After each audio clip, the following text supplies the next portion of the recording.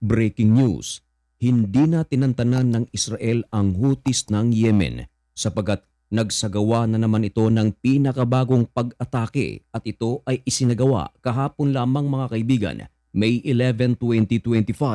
Ito ay ibang pag-atake sa ginawang airstrike ng Israel sa capital city nito na Sanaa, maging ang kanilang airport ay na-disable. Maraming mga eroplano ang nasunog at mga daungan ng Yemen ay hindi pinaligtas ng Air Force ng Israel. Pero may sinabi ang Houthi.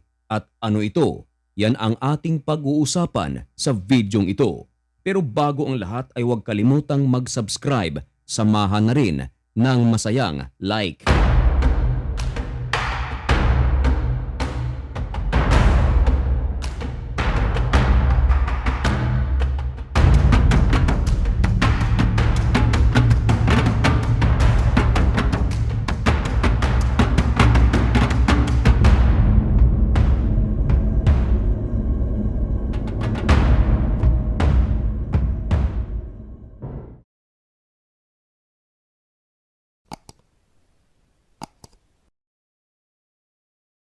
Maligayang pagbabalik mga kaibigan. Kumusta kayong lahat? Nakaboto na ba kayo? Ngayon ay May 12, 2025 at isang napakainit na balita ang ating ihahatid sa inyo. Ito ay tungkol sa pinakabagong ginawang pag-atake ng Israel sa mga daungan na kontrolado ng Houthis. Ang pag-ataking ito mga kaibigan ay iba sa mga nakaraang pag-atake ng Israel sa Houthis ng Yemen nitong nakaraang araw lamang. Marahil ay narinig mo na rin ang balita na ang Houthis ay nagpalipad ng ballistic missile sa Israel. Tinarget nito ang Ben Gurion Airport. Yung bang mga air defense system ng Israel hindi na-intercept ang nasabing ballistic missiles ng Houthi. At dahil dito ay merong mga nawasak sa lugar na kung saan dumapo ang ballistic missiles ng Houthi.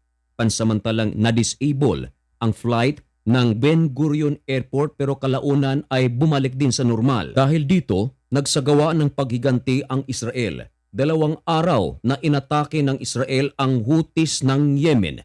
Ang Sanaa Airport ay na-disable. Maraming eroplano ng Sanaa Airport ang nasunog. 6 to be exact. Mga daungan at mga infrastructures, mga factories ay hindi pinaligtas ng Air Force ng Israel. At kahapon mga kaibigan, May 11, 2025, nagsagawa na naman ng pinakabagong airstrike ang Israel sa Houthis ng Yemen. At 3 sa mga lugar sa Yemen na kontrolado ng Houthi ang hindi pinatawad ng IDF. Iginigiit ng kampo ng Israel na bago sila nagsagawa ng matinding airstrike sa 3 mga lugar na ito ay nag-issue sila ng urgent evacuation para sa mga sibilyan sa mga lugar na ito. Ang information na ito ay kinumpirma pa ng The Times of Israel. At kung iyong mapapansin mga kaibigan, ilang oras pa lamang ang nakalipas nang ma-upload ang videong ito. Pero ang mga pahayag ng Israel na nag-warning sila sa mga sibilyan sa Yemen ay kinontra ng Houthis ng Yemen. Ayon naman sa ulat ng Al Jazeera, ayon sa Houthis, wala raw katotohanan ang sinasabi ng Israel na nagbigay sila ng warning upang mag-evacuate ang mga sibilyan sa mga 3 lugar na ito, lalong-lalo na sa mga port na kung saan doon gagawin ang airstrike ng IDF. Sa makatwid, kinukumpirma na rin ng Houthi na talagang nagsagawa ng airstrike ang IDF sa mga lugar na ito. Ang ini-issue lamang ng Houthi ay ang warning. Sino kaya sa magkabilang panig ang inyong paniniwalaan? Ang Israel o ang Houthi? Ngayon, kinumpirma naman ng Reuters ang ginawang pag-atake ng Israel at sinasabi rito, Israel attacks Yemen's Hodeida after evacuation warnings.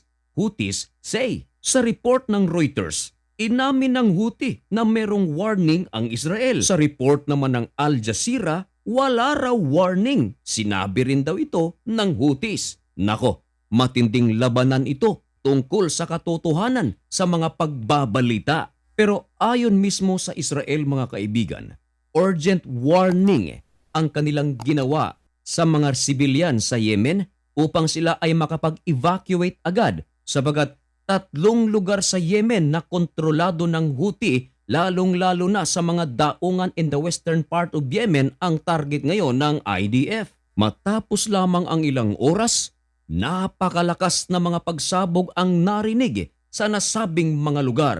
Yun pala, umatake na naman ang Israel. Ngayon, matapos ang isinagawang pag-atake ng Israel, nagsalita agad ang Houthi Interior Ministry at ito ay ibinalita pa nga ng Reuters. Ayon sa kanya, tinarget ng IDF ang Hodeidah port matapos ang isinagawang warning. Ngayon, mismo ang Houthi mga kaibigan nagsabi na merong warning ang Israel, pero ang balita ng Al Jazeera sinabi raw walang warning ang Israel. Sino ngayon ang inyong paniniwalaan? Isa pa sa mga palaisipan mga kaibigan at tila nalilito ang maraming mga tagapakinig sapagat meron ding lumutang na balita at ang balitang ito ay nagmula pa mismo sa loob ng Israel. At ayon sa ulat, wala raw ginawang pag-atake ang Israel kahapon. Pero ang mga balita ng mga malalaking mainstream media worldwide kinumpirma ang naturang pag-atake. Pero maliwanag na sinabi mga kaibigan ng spokesman ng IDF in Arabic language na si Colonel Abichai Adre, tinumbok pa nito ang tatlong lugar at nagbigay sila ng mensahe sa mga sibilyan.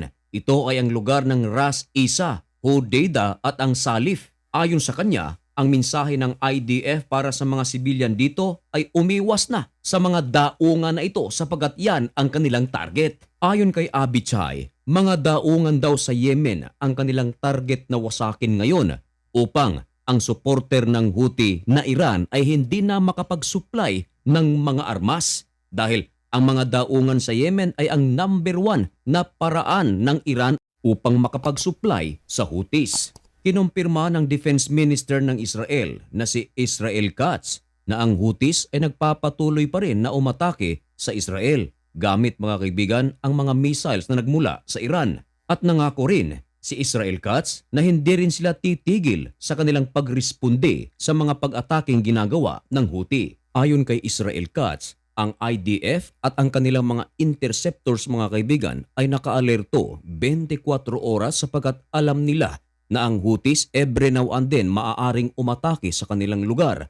Lalo na nangako ito na hindi sila titigil sa pag-atake sa Israel kahit na nangako na ang Houthi kay President Donald Trump na hindi na ito aatake sa mga barko na dumadaan sa Red Sea. At ang mga susunod na aksyon sa pagitan ng Israel at ng Houthi ay isa sa ating mga tututukan dito lang sa channel na ito.